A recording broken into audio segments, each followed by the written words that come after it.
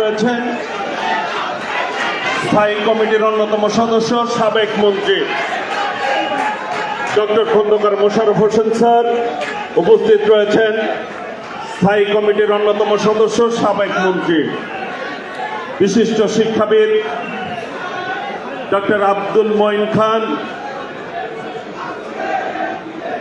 উপস্থিত রয়েছেন বিএনপির অন্যতম vice chairman advocate Ahmed Azam Khan,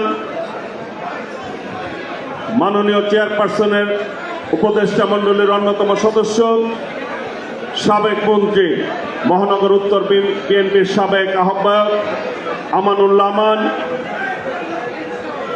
উপস্থিত রয়েছেন বিশিষ্ট সাহিত্যিক, বিশিষ্ট বুদ্ধিজীবী, যুগান্তরের পত্রিকার সম্পাদক মণ্ডলীর সদস্য কবি আব্দুল হাই শিকদার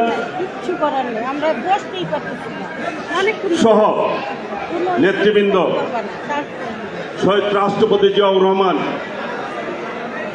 আমাদের আদর্শের জনক, বহুদলীয় গণতন্ত্রের প্রবক্তা, যার জন্ম না হলে এই বাংলাদেশ নামক রাষ্ট্রটি আমরা পেতাম কিনা সন্দেহ ছিল। আজকে আমাদের আদর্শের জনক শহীদ রাষ্ট্রপতি জিয়াউর রহমানের এই জন্মদিনে আমি প্রথমে আলোচনা করার আহ্বান জানাচ্ছি জাতীয়তাবাদী যুবদলের বিপ্লবী সাধারণ সম্পাদক নুরুল ইসলাম নয়নকে আলোচনায় অংশগ্রহণ করার আহ্বান জানাচ্ছি।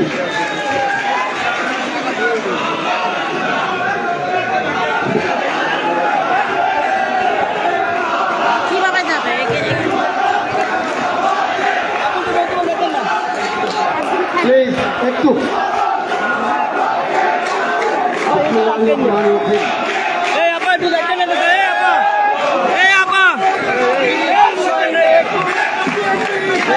স্বাধীনতার অব্যবহিত পরে